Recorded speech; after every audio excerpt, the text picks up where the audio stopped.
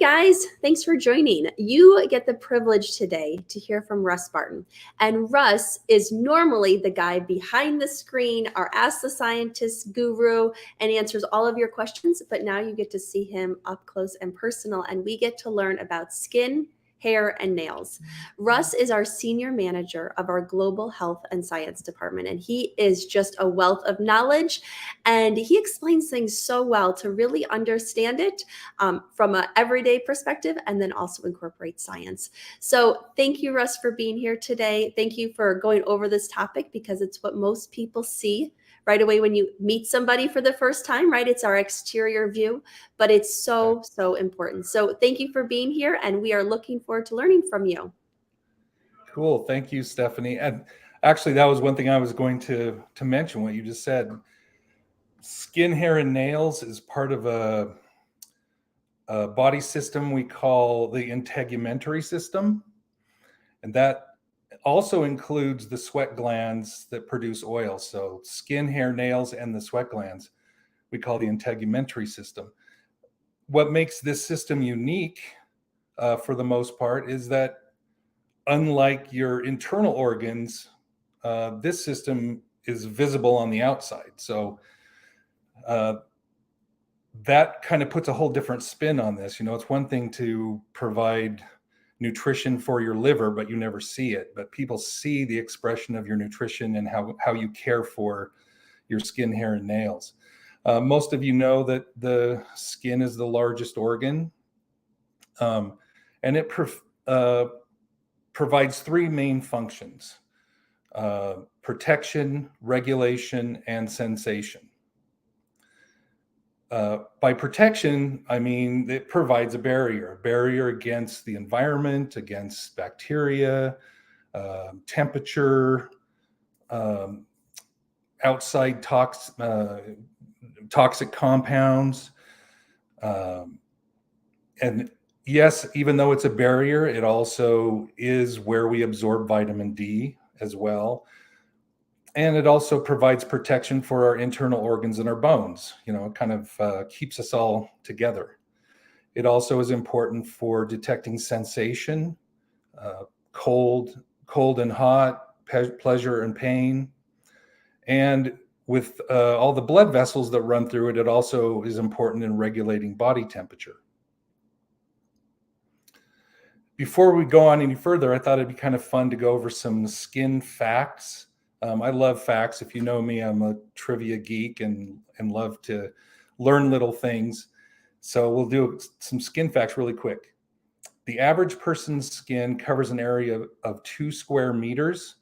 And just for visual, that's about the size of an entire doorway. Skin is 15% of your body weight. The average person has about 300 million skin cells. Each square inch has 19 million cells and about 300 sweat glands. Your skin is the thickest on the bottom of your feet and the thinnest on your eyelids. And skin renews itself every 28 days. So skin is actually in its own auto ship. Your skin constantly sheds dead cells. This is crazy, about 30 to 40,000 cells every minute. And that adds up to about 4 kilograms or almost 10 pounds a year. Your skin is home to more than 1,000 species of bacteria. Again, as we know from the microbiome, studying the microbiome, your skin has its own microbiome. All those bacteria are not bad, but there's a pretty wide variety of bacteria on the skin. You know that damaged skin heals itself by forming a scar or scar tissue, and that does not have sweat glands or hair. And some of the nerves in your skin are connected to muscles instead of the brain, and that's so that you can react quicker to heat and pain and so on. So anyway, those are kind of fun. I thought that'd be a good way to start.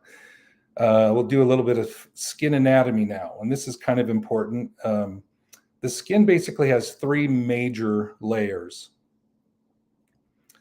The outermost layer, and that's from like the top third in this picture, is called the epidermis. And the epidermis itself is made up of several different layers. And one of its key roles is in acting as a barrier. It also has pigment cells. There's cells in this layer for immune function and cells in here that sense sensation. The outer layer of this is basically flattened dead cells, and the bottom layer of the epidermis itself is where new cells are formed, and they push their way up to the top and then are sloughed off. One thing I want to mention about the upper layer of the epidermis, and we talked about it being a barrier before. I hear all the time, and it's quite common to hear things like, if you can't eat it, don't put it on your skin, or everything that goes on your skin gets into your bloodstream. And that's just simply not true. There are certain things, there are certain medications that have to be made specifically for that purpose. And there are certain compounds that do penetrate the skin all the way to the bloodstream. But for the most part, your skin is a pretty effective barrier. Now, the second layer down, right there in the middle, you see all these chubby columns, that is the dermal layer, or the dermis. It's when it's in the dermis where you have the nerve cells and hair follicles and oil glands. Now, and this is also the layer that is full of collagen and keratin, and this collagen is what gives the skin its shape and strength and flexibility. Now, the bottom layer of the several layers of skin is called the hypodermis, or the subcutaneous layer. You probably all heard of the term subcutaneous fat or subcutaneous. And basically this layer is a great storage reservoir for energy. It's where, it's mostly filled with fat cells. And it, of course, then provides insulation and cushion and a temperature regulation to the rest of the body as well. So just as looking at a very quick life cycle of the skin, and there are articles on this on Ask the Scientist as well that go into a lot more detail, but new cells start in the base of the upper layer and work their way through the top. And that again occurs over about a 28-day cycle until they flake off. Now, because our skin is turning over all the time, of course, it's really important that we take care of it. One of the main primary things to focus on is protection from the sun. So that means using appropriate sunscreens, hats, clothing, things that kind of keep you out of the sun excessively. Vitamin D is really important, of course. So if you're like me, I don't go out in the sun a lot, but when I do, I get myself 15, 20 minutes of good sun exposure. But then if I'm going to be out there any longer, I really take care in protecting my skin. Diet, of course, is really important, and we'll talk more about diet in a few minutes. And healthy lifestyle, by that I mean good, adequate sleep, not smoking, not drinking excessively. There are things like that that can damage your skin prematurely. And some of those things have to do with hydration, which is the last point here. Hydration is an absolute key to healthy, supple skin. And if you're dehydrated, especially chronically, that's going to really impact the look and feel and function of your skin. And understanding your skin type, if you're trying to use a product or if you're trying to figure out what's the best way to work with your type of skin. I don't have time to go through this at this point, but I would just advise you to go to askthescientist.com and just click on skin type, and it will pull up a quiz and it will pull up some information. So if you're wondering what type your skin is, whether it's dry or normal or oily, honestly, most of us are a combination. Anyway, that's a good resource to know that for sure.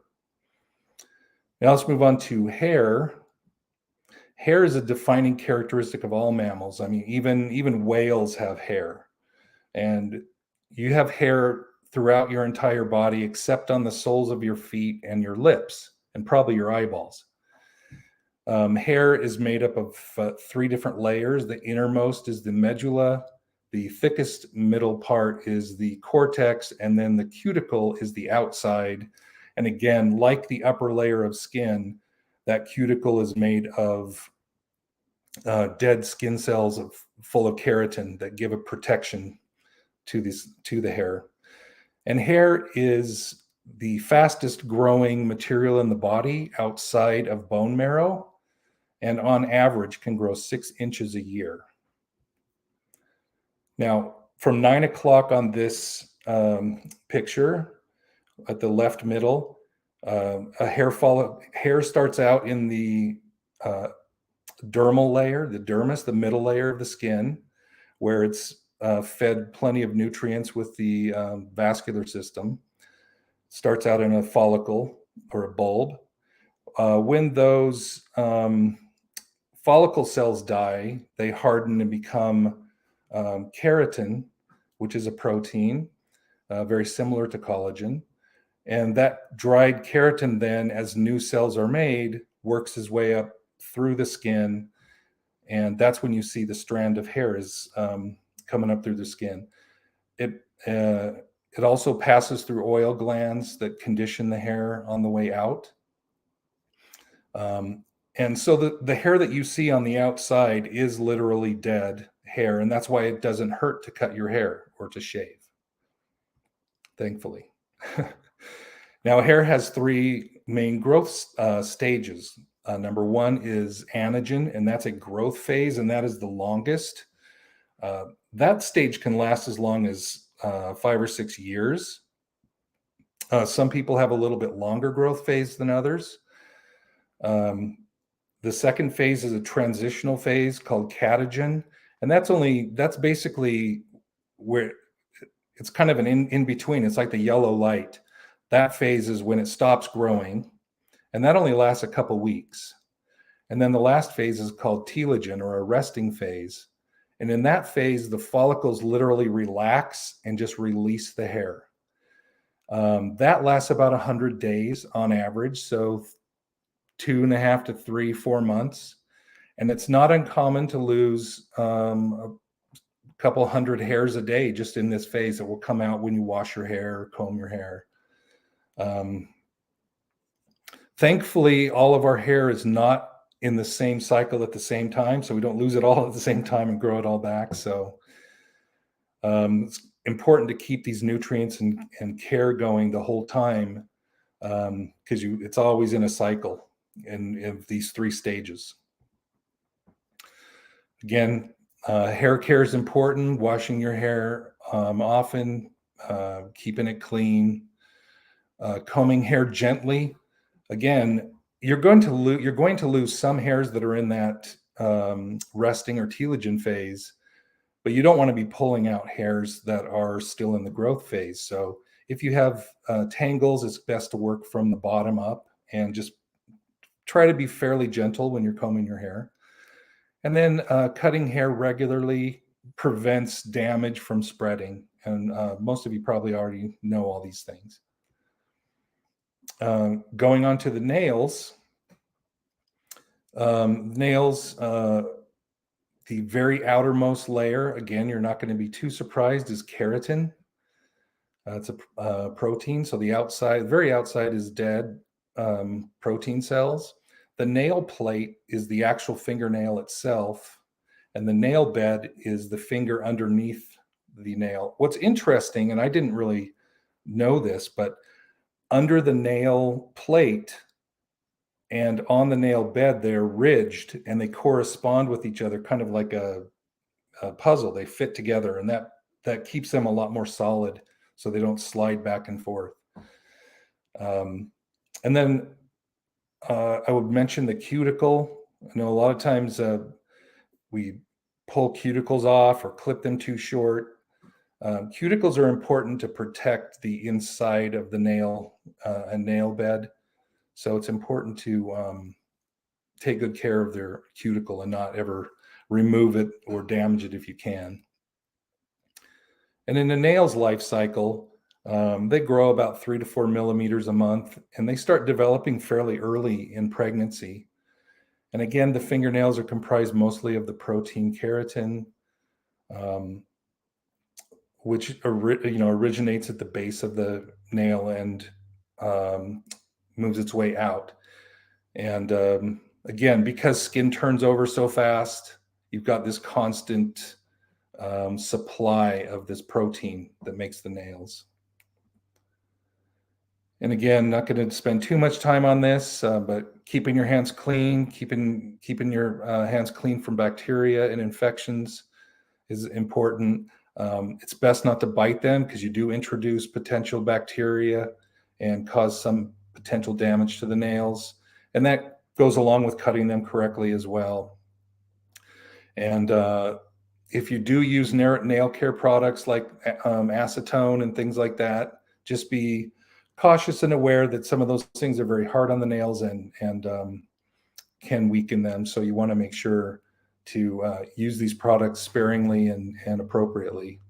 And then, of course, nutrition is important for nails. And we will go over that right now because I kind of waited because the nutrition for skin, hair, and nails is basically all the same.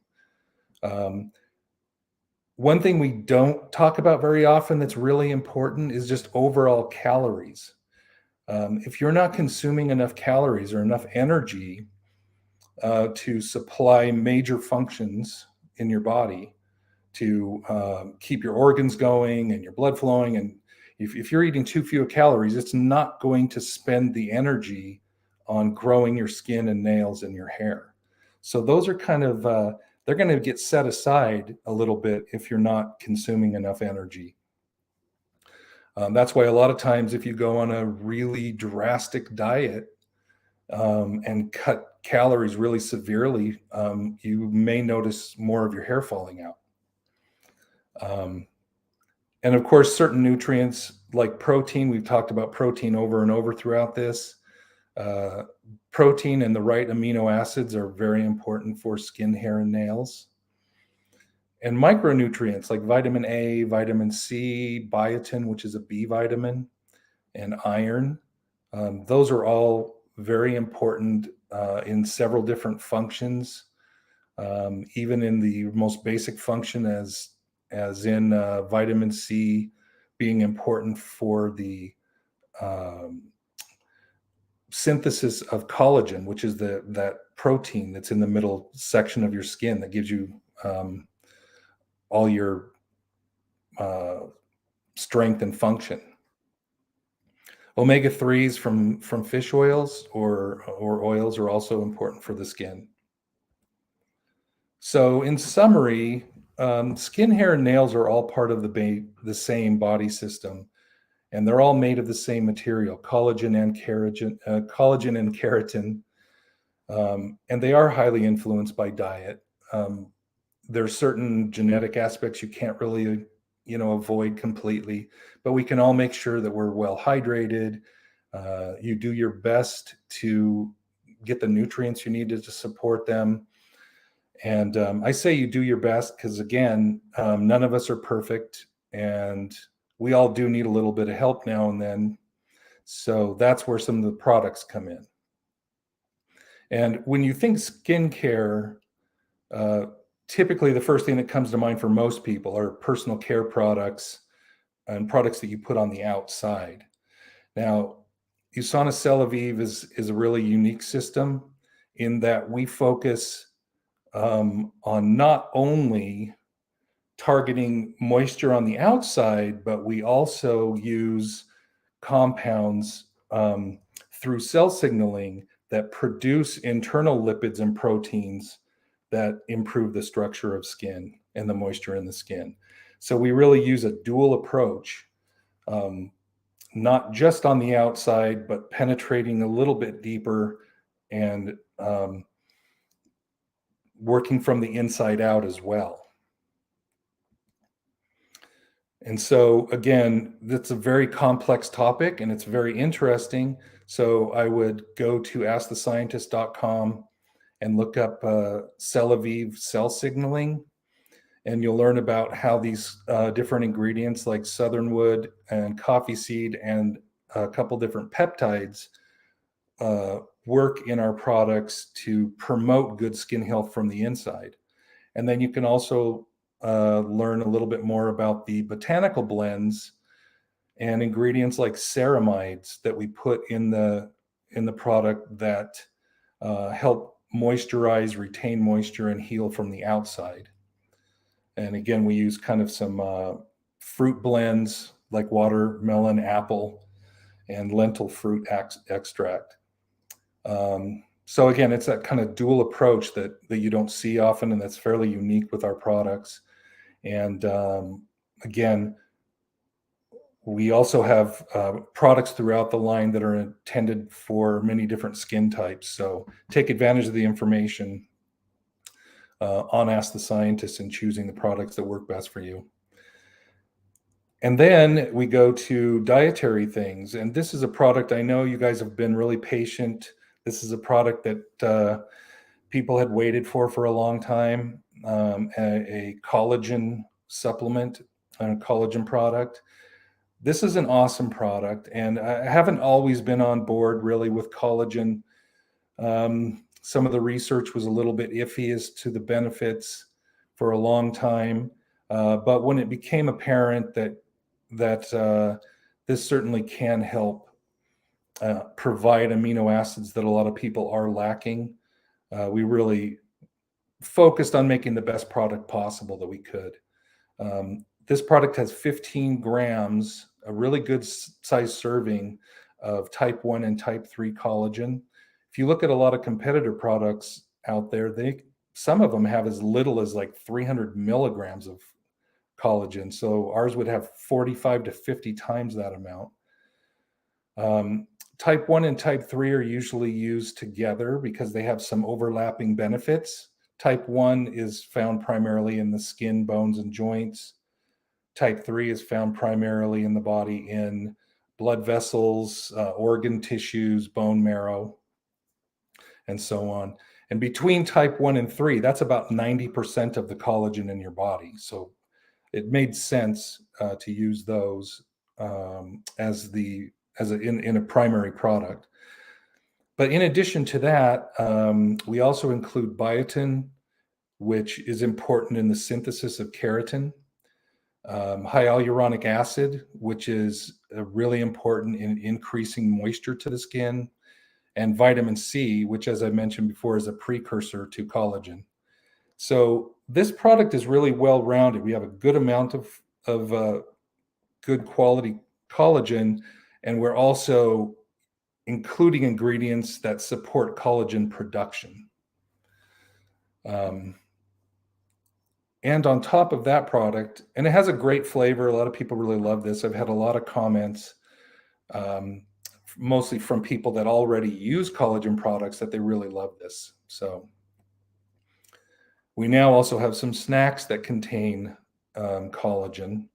I don't really like calling them collagen bars because they also have 10 grams of plant protein. So they are a good mixture of proteins with 5 grams of collagen. There's also some good fiber, and as USANA does always, no artificial flavors or sweeteners. It's gluten-free, low glycemic, all the things you expect from snack bars. And again, I've heard really good things about these, especially as a way to get collagen. Sometimes collagen products can be quite dry or hard. These are very moist, and I know everyone hates that word, but like decadent, yes, right on the label, decadent. But last but not least, we mustn't forget the importance of all the micronutrients. And these are things that, again, if somebody were to ask, what's the most important product for your hair, skin, and nails? I would say first and foremost is the cell essentials. If you can eat all the collagen and protein and all this kind of stuff, but if you don't have these micronutrients to act as cofactors and coenzymes, you're gonna be in a little bit of trouble.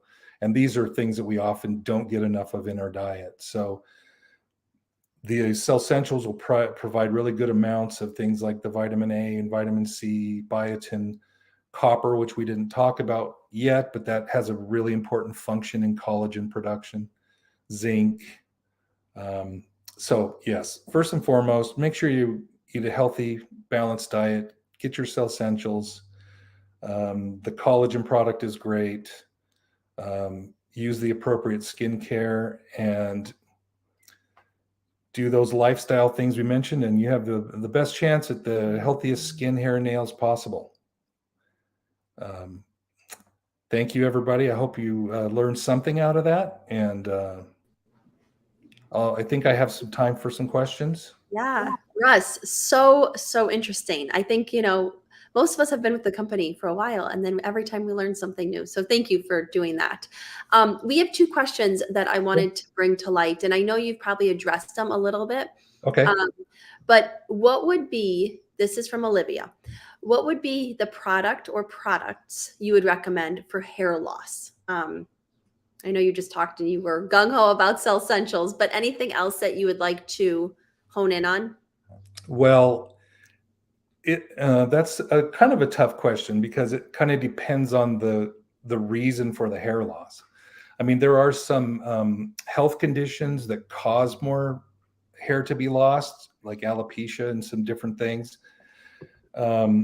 So in those cases, nutrients may not make a big impact. I think the first thing you want to do again is make sure that you're getting enough, that you're of a healthy weight, you're getting enough calories, that you're not restricting calories too much, and that you're getting a fair amount of protein.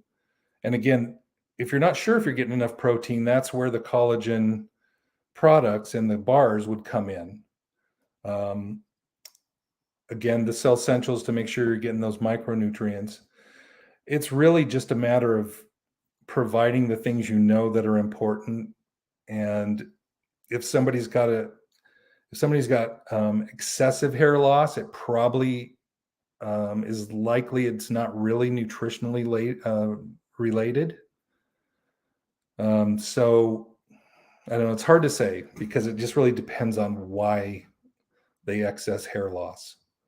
I mean, there's certain medications I would actually go to the dermatologist and discuss it with them, honestly, because there might be certain medications or certain things that he might be able to point out that are causing it.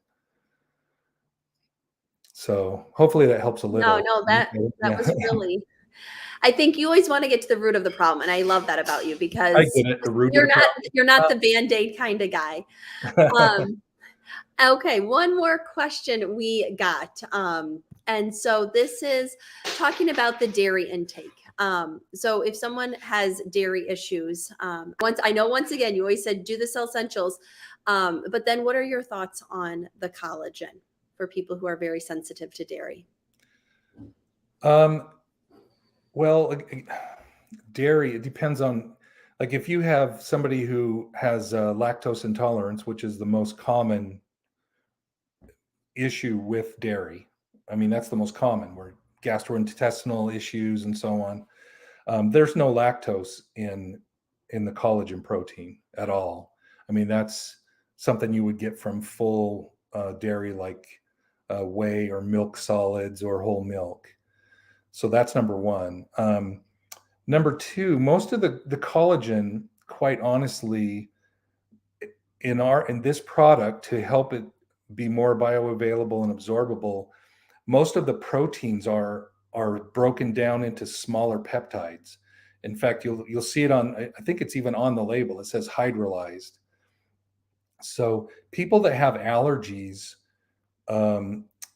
even children in that using infant formula, if the milk proteins are hydrolyzed or broken up first, can handle it much better than the whole proteins. So babies with colic, a lot of times you'll look for proteins that are hydrolyzed. So you're basically, with this collagen proteins, you're getting the amino acids, but they're mostly already broken up. So it's very, very unlikely that somebody with dairy allergies or intolerances would have a problem with the collagen. Okay, awesome. Thank you. Okay, one more. I know you already went over this, but let's just reinforce this because women always want their hands to look beautiful. So what products do you recommend in supporting poor nails? USANA products, of course, because that's just inevitable, right? Well, again, the nails, we talked about protein intake and all that being essential for them to grow from the beginning. I think sometimes hydration's overlooked. Personally, again, I think the advanced collagen is probably the best product on top of the Cell Essentials to make sure you're getting the amino acids that are more prominent in hair, skin, and nails. We talked a lot about keratin, but that's pretty high in the amino acid cysteine, which isn't necessarily high in collagen. But again, if you're eating kind of a balanced diet on top of the advanced collagen and the Cell Essentials, you're really providing all the nutrients you need for your nails. And then it's just focusing on, making sure to keep the trauma to them down, clip them, just outside care as well, so that they last longer. See, you're always to get to the root of the problem and look at everything, the full big picture. I mean, like even nail care. Well, yeah, cheers. I have my collagen in my water right now. So cheers to you. Hey. Well, thank you so much for being here. Thank you for all this great information. I hope you guys are going to implement this and share it with your customers or your prospects because we sometimes think about this and it's second nature to us, right? We live in this healthy bubble. We love it. We get excited about it, but not everyone feels the same way. So some of these things that come like second nature to us, make sure that your friends and family, you're sharing it with them too. And Russ, I also wanted to mention, you are really focused on getting enough protein, getting enough calories. And so make sure you are thinking like that. A lot of people always say, cut your calories, cut this, and you're saying the opposite. So maybe track it and figure out if you are getting enough. So thank you, Russ, so much for your time today. We appreciate it. We appreciate we get to see your face and not just the Ask the Scientist guy behind the screen. And have a great 4th of July. Thank you, everyone. Yeah. Thanks, everybody. Have a great day.